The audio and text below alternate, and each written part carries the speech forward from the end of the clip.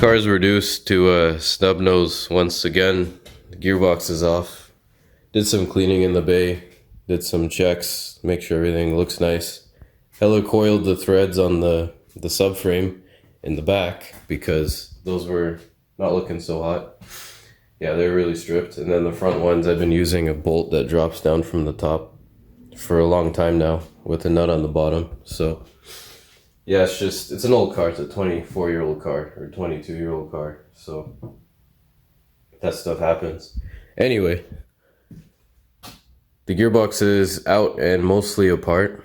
Haven't taken anything out of it, but I'm just standing here staring at it, listening to music. And then I noticed the dowel pin for third gear is like, here's some light on it. Yeah, you could see it. You can see it's kind of sheared. You could see a clean spot on the shaft there. Yeah, so the dowel pin is like out on third gear. I don't know how that walked out. Never touched it. Never really usually touched those. But if I kept on driving like that, that would have sheared off and I would have lost 3-4. So it's a good thing to take things apart when they're not broken sometimes. So that's why I was missing third gear in the past few videos, because it felt kind of weird. The detents didn't feel quite lined up, or the gates didn't feel lined up, if that makes sense. And now it all makes sense to me, so that's good. But anyway, what we're doing here is inspecting the condition of the final drive and then putting in taller third, different input shaft.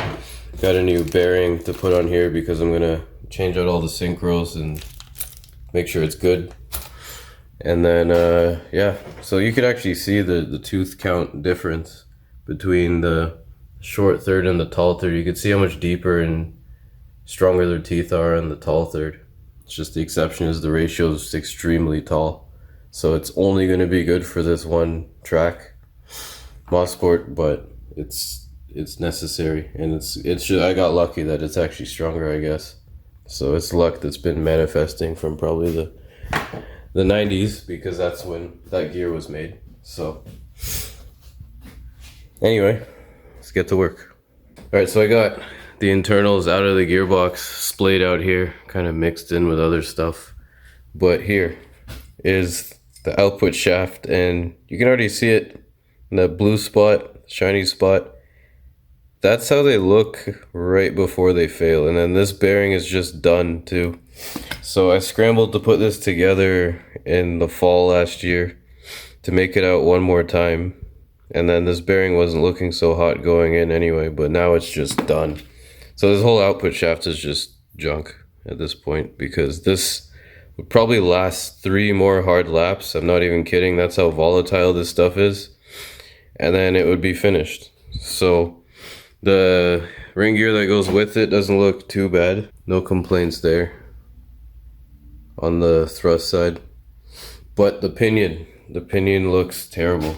And the main problem is it's just too much torque, too much wheel torque. Let's put it that way. It's not engine torque. So in low gears, like second gear when it hooks up good, or even the bottom of third gear or something, there's just like 3,000 foot-pounds of torque trying to make it to the wheels through these teeth. And there's really not much oil film in between these teeth at that speed. And then the problem is, as the gearbox gets hotter, the oil thins out and then the teeth actually start to polish each other. So that's why it's blue and shiny. Unless you kept the oil freezing cold all the time with an oil cooler, you can't really help this.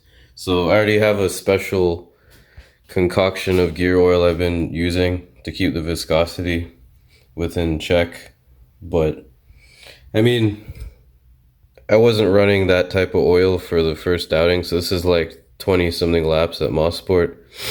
And then 45 at TMP. So we got about 60 laps out of this thing. So anyway, this is junk. Second gear, first gear, this is all fine. Never have a problem with this stuff. Just when things blow up and material gets lodged everywhere. But all this stuff looks good.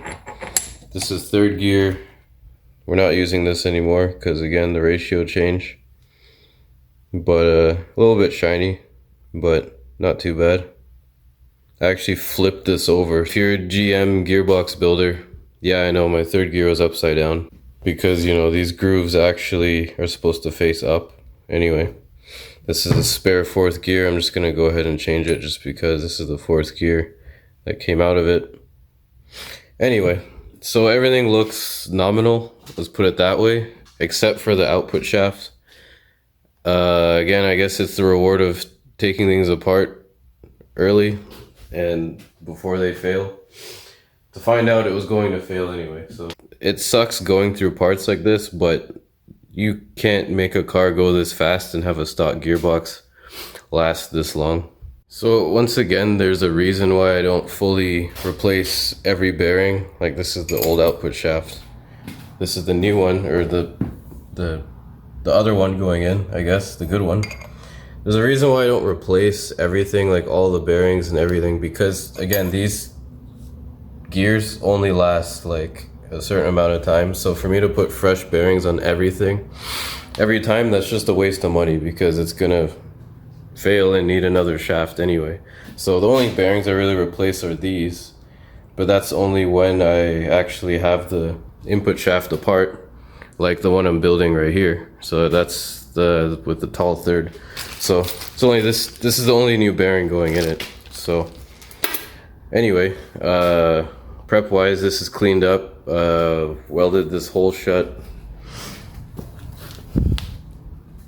which used to be the oil feed for fifth gear. So there's no fifth gear, so just I welded up, because keep in mind the input shaft actually spins at engine speed. So these feed holes for the needle bearings are just flinging oil outwards. So if you leave this one open when the input shaft is doing 9,000 RPM, you're just losing oil supply to these needle bearings, and then sometimes they can fail and wear faster and stuff. But anyway, getting that done. Just usually I got the music bumping, but my favorite phone needs a new battery, so I've been using this one for music. So we're recording right now, but this is the state of things. I'm just kind of doing a walk around, and yeah, I got the cases cleaned up.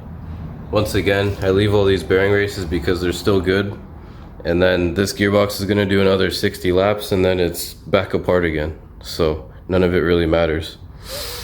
Oh yeah, and I got new tires, so that's always cool. Brand new A7s, because again, you can't do anything with old tires. So the car's actually outside, just chilling. But yeah, gonna finish up this gearbox and then show you what's inside. And I'll talk about that diff a little bit once it's back inside, because that is still the OBX, but it's not really the OBX anymore. So it's a few days later, finally starting to stuff the case, but some stuff happened. I actually looked at my spare pinion shafts and I realized they're actually junk, because one's polished and the other one I realized is the one that I started the build with in 2017-ish, so that one has a lot of laps on it too. So I ended up picking up an entire other gearbox, ripping it apart, pulling the pinion out, and that's what's in there now. So I also did some other stuff, like deleted the crush sleeve. I actually took part of another crush sleeve, cut it down. Didn't just cut it down, it's accurate within 1,000th of being square. So basically it has a solid crush sleeve now. And this is a first gear delete. So I don't use first gear, and it's just causing drivetrain loss because it's spinning on the shaft with the input shaft. So basically took the teeth off it, and then now there's no first gear. The reason I did it this way is because you actually can't just take out first gear and leave it. There has to be something to hold in the springs or the detents for this slider.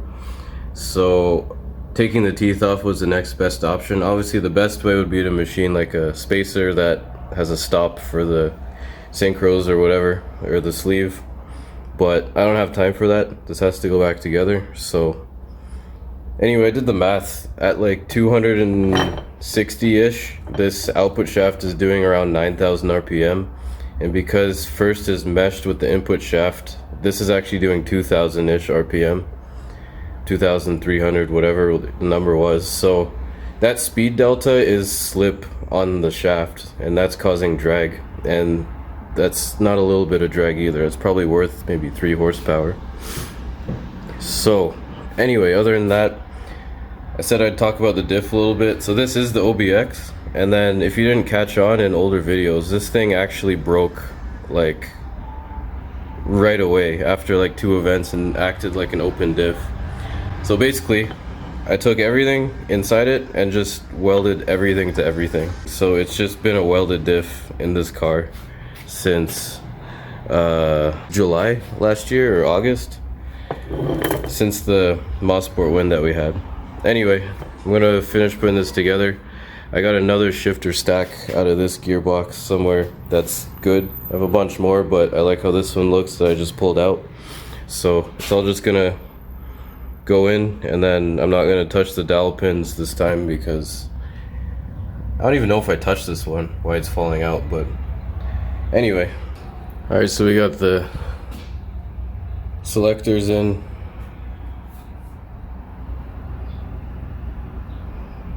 And yeah, case is about ready to go on. Case is nice and clean. I mean, this is a quick little wipe again from sitting, but you get what I'm saying. We'll use this as evidence. This dowel pin definitely is in this time. And if that moves, then we need some further intervention in the future. But now, this is a welded diff, 3-speed, sub F35/F25 gearbox. That's cable clutched as well. So yes, I know I'm crazy. You don't get to go fast unless you're a little bit crazy. The gearbox is finished now, ready to go back in. Car is ready to accept it. So that's my task for today, and then rad can go back on, all that stuff. I'm gonna title this video Schrödinger's gearbox, because you literally don't know what's going on until you observe it. So it might as well be broken, it might as well be okay, but until you open it, you don't know. It could be both. So thanks for watching, see you tomorrow.